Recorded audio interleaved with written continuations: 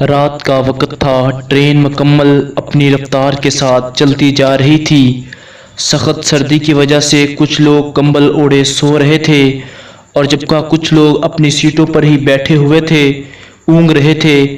میں بھی اپنی برتھ کی سب سے اوپر والی سیٹ پر نیم دراز موبائل میں مصروف تھا۔ اچانک مجھے سردی لگنے لگی، حالانکہ میں نے چادر اوڑھی ہوئی تھی۔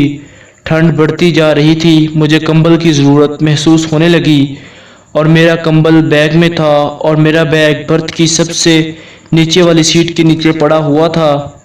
میں نے گردن گھما کر دیکھا، شاید نیچے والی سیٹوں میں سے کوئی جاگ رہا ہو جو مجھے کمبل نکال کر دے دے، لیکن کیبن میں میرے اور ایک لڑکی کے علاوہ کوئی نہ تھا جو کہ نیچے والی سیٹ پر لیٹی ہوئی تھی۔ میں نے اس سے مدد لینے کا فیصلہ کیا۔ سنیے، کیا آپ میرے بیگ میں سے میرا کمبل نکال کر مجھے دے سکتی ہیں؟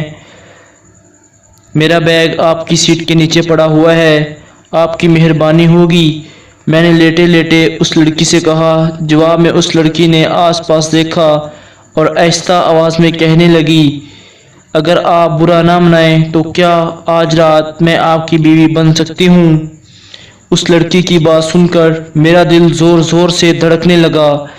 میں نے بامشکل جواب دیا کہ ہاں، کیوں نہیں، آپ میری بیوی بن سکتی ہو۔ اور ساتھ ہی میں نے کیبن کے دروازے کو چور نظروں سے دیکھا۔ کیبن کے دروازے کی کنڈی کھلی ہوئی تھی۔